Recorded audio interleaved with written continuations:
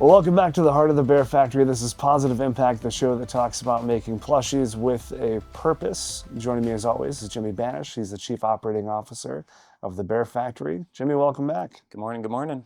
All right, so no Jerry today, just me and you. Yep, Jerry is enjoying what I call his makeshift retirement of sorts.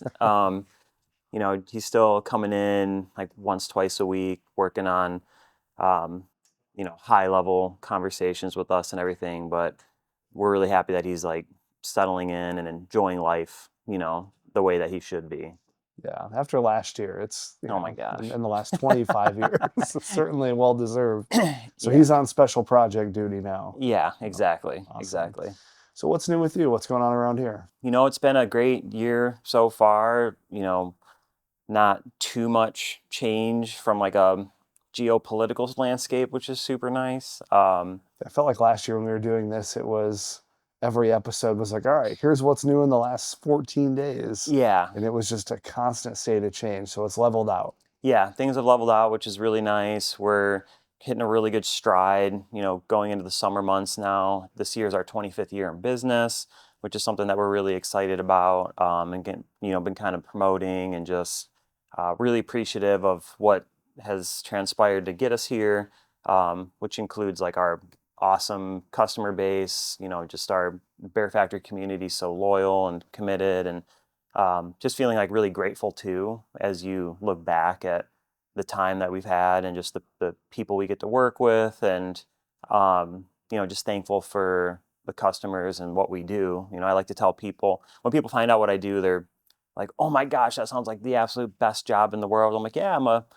humble teddy bear maker that gets to deal with all the implications of global supply chain issues and logistics. So it sounds, fun, and we obviously are just like any other business and have our ups and downs, but I would definitely say it's the people we work with, and as well as like the Bear Factory team here on site that we have, that assists us in getting through those rough times and lets us be here today, 25 years later. So you mentioned 25 years. I think about back to the very first episode that we did, which was actually in the warehouse, where me, you, and Jerry walked through basically the origin of the Bear Factory, how it started, the first trade show that kind of sparked the idea, all those pieces. Over the last 25 years, what do you take away from that? How do you distill that into a reflective moment? Really boils down to sticking to your core values and your ethics, and it doesn't matter the size of company you are, just always doing the right thing. And I think that can really get lost, especially in turbulent times like 2025, when there's just so much external influences coming in that are causing quick decision making, and quick decision making is a lot different than knee-jerk reactions. So we had something come up even just this week where or a couple of weeks ago, where we had a shipment go to a customer in California that was supposed to go to someone in Oregon, and their time sensitive product, and finding a way to support both customers and do the right thing. And even though we're eating costs on that, like it's our mistake, you do the right thing, it doesn't become the customer's problem.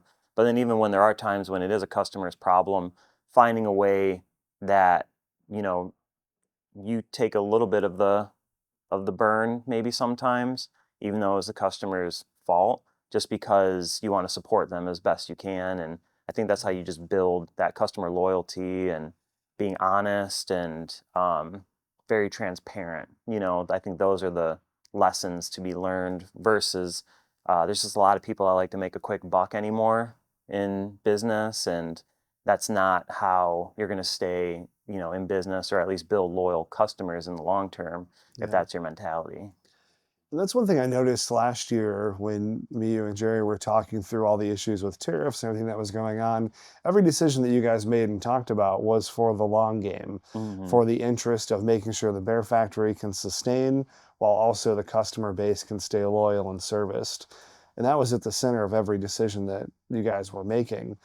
And it's important that people hear that, because that's how business ought to run. It's a future game. It is Hmm. not a what can we do to squeeze the most money out of people right now. You're going to go out of business very quickly with that mentality. Yeah, yeah. I mean, definitely, it was a teeter totter, and we were in the middle where we had our supply chain partners and factories that we've worked with for 20 plus years that we needed to support because they have families as well Yeah. that rely on the business that we provide. And then you have your customers as well at a wholesale level that you needed to support that have families that they need to provide for, with the end product that we provide. And then we're there smack dab in the middle. And it's how do you balance both? And we can bend and we can be flexible, but you don't want to break. A couple things like we've done is we've more than doubled. We just walked out back into the Yeah. warehouse. Like we've more than doubled our stock position on the floor with the facility. We used to carry about 3 to 4 months worth of inventory. We've moved that up to we carry about 6 to 8 months worth of inventory now, which that's a burden on us from a cash flow perspective. Not to mention that inventory that we brought in, that got hit with tariffs last year, and we're still working through some of that. It's, finding how much can you bend to support and still also be very firm and clear on what those long-term goals are for yourself and your customers. Yeah. The warehouse is packed. Yeah. Walking Yeah. back there, it was astonishing how Hmm. much product is back there. So as we're sitting here right now, it's almost June 1st, 2026. Where do things stand with tariffs today? So things are still a little bit up in the air that we're, kind of fielding right now with the, obviously people have been hearing about like IAAPA tax refunds coming in. As of like today, we still haven't received anything. So it's still like when I see it, I'll believe it kind of thing. There's still like a 10% tariff in place that goes through the end of June that's being paid on for imports coming in from China.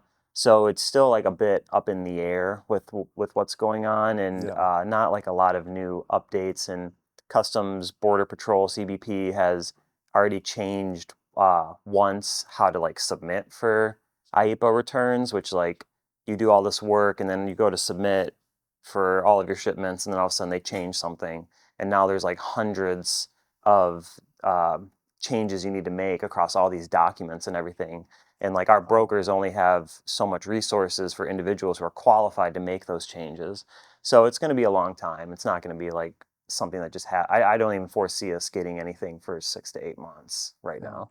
Yeah. And that's if they don't change the process. That's exactly it. Like it could change. So like I'll believe it when I see it, kind of thing. Yeah. So that covers tariffs, kind of the warehouse position, inventory position. What's on the horizon for 2026 now that all of the, we'll call it crap from 2025 is Yeah. settled? Yeah, I mean, now that we're out of survival mode, where last year was totally about boarding down the hatches, weathering the storm, figuring things out. This is a nice year because you actually get to focus on, oh, we can try to grow the business again. It allows a lot of creativity and imagination and inspiration to come into play. You'll see behind me here, we have a bunch of new plush styles that are coming in. We have a full new fantasy slash like mythical creatures collection that's going to be debuting over the next 30 to 60 days. A lot of those are already on the water. We also have a new cool Imagination Explorers drop that we're doing, which is like two different aliens and that giant squid back there. And the whole like theme around that is trying to inspire like creativity and imagination and exploration in kids. So you can kind of have fun again. Like we can have fun again. People are laughing. Last year there was so much turmoil and uncertainty, and we'd have staff meetings and staff are wondering like, uh, are we gonna have a job next week? Like we just heard that Trump moved tariffs from 50% to 100% or 150%.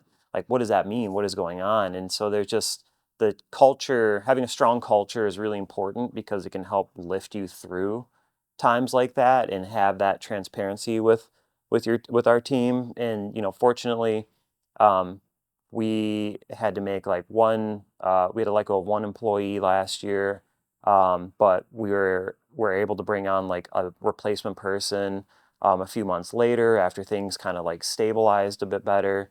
But we pretty much retained, you know, our entire staff throughout that whole process, and those are scary times. Like when you are looking at your bank account and your cash flow, and you're seeing numbers, and you're like, oh my gosh, I think we're going to go under, six figures in our in our cash basis this week, and we Yeah, have payroll. Like that's scary stuff to for see, and sure. something that we're not used to. But that's where Jerry's, I'm very thankful for Jerry's expertise and knowledge, and being able to just talk through like what's our monthly burn. And like we knew that what we were going to hit these levels that were going to freak us out, but we had a game plan to get out of it.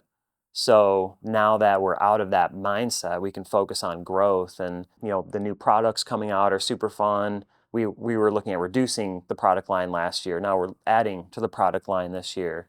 Another thing we're introducing this year is as a way to enrich the whole ritual and experience of experiential retail with our stuff-a-plush programs, is incorporating like a sensory sprays called Snuggle Spritz, which is going to be an essential oil based product. Where I know when I grew up, I used to have a lot of those like wax scents and things, and they're finding that a lot of those have PFAs in it now, amongst like other kids having sensitivities to like certain fragrances Sure. and things. So we wanted to focus on something that was natural. So Snuggle Spritz is going to be super cool, just because it won't be like a something you sell to a mom, but something that you add on to the experience, where when you're done stuffing and making a plush, you can go ahead and pick out between 6 different scents. You have 3 seasonal ones, and then 3 staple ones that are like lavender or tea tree and mint oil. And you can spray that on, and it's just like something additional experience for kids to just Yeah, add on. that's great. When everything's not on fire, you can sit around and develop and Mm-hmm. innovate. Mm-hmm. And what does that process look like for you? How do you take an idea from that would be cool to do to okay, now we're doing it? I literally took out. I had a manila folder last year that had a bunch of sticky notes on it, and I literally just had to put all these sticky notes in the manila folder and like put it in my drawer of like, this is what I'd love to do. This is what I'd love to do, because I'm always just thinking of like new things that you start to vet through. And I literally had to move that off my desk and put on my desk, where are we going to get a new supply chain from if we can't be in China? Like, what are all these things that we need to focus on? So it was nice to like retire those binders and not have to worry about that mindset anymore, and pull out the manila folder and actually open up and be like, oh man, we're looking at like an essential oil spray line a year, 2 years ago. I would love to actually pull the trigger on that. Or here were some designs that we were super interested in, from like a plush, standpoint. Let's look ahead. Let's look and go and see if we want to do those. And Yeah. it's just a lot more. It's a lot lighter. It's a lot more fun. You can be a bit more relaxed, where we were super stressed out last year. So as you look at, furthering business development, what are some other things you're going to be doing this year?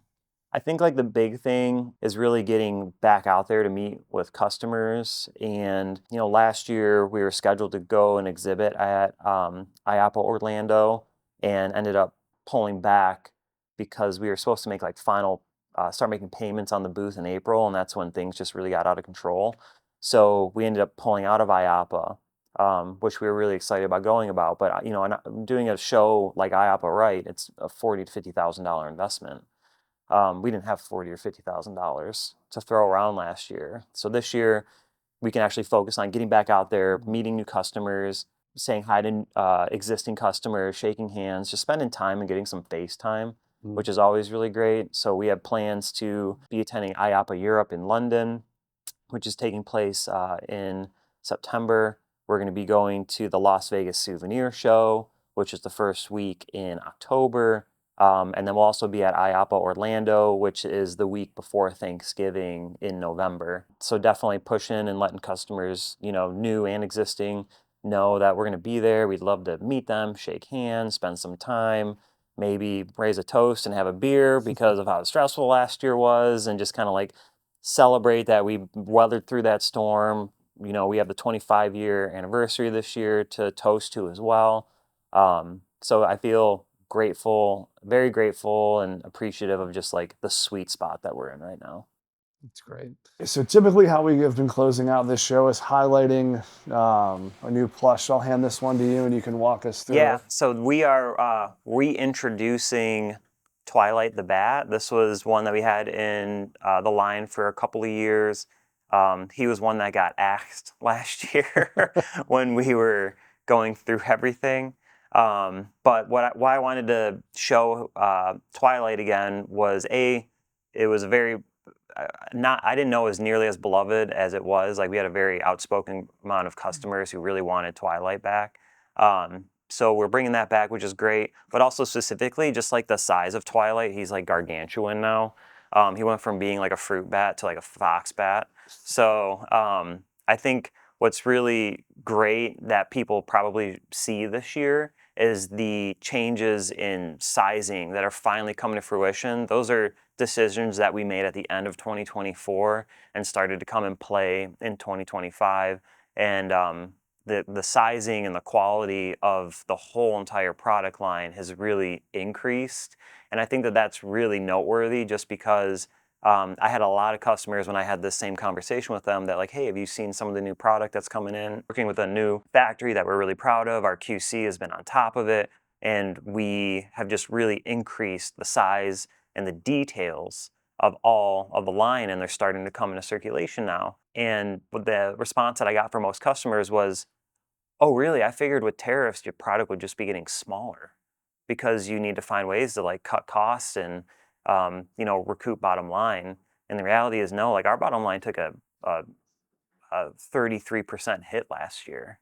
Like we stayed true, stayed focused on the quality, looked at it from a long-term perspective. And, I'm very proud and happy to say today that pretty much the majority of the line has been transitioned over because we worked through those old inventory levels and the quality and the sizing of the plush is better, which is something we're really proud of. So no shrinkflation at the Bear Factory. No shrinkflation over here, but also there's some styles like this guy, like we just made him bigger because you're not gonna be able to fit clothing on this guy. So I think you still should get some bang for your buck and increasing the size on him. So yeah, I'm super excited to bring him back, and he's, I think, just a great testament to the changes for the positive and the focus and the detail that we're still really keen on from a quality standpoint.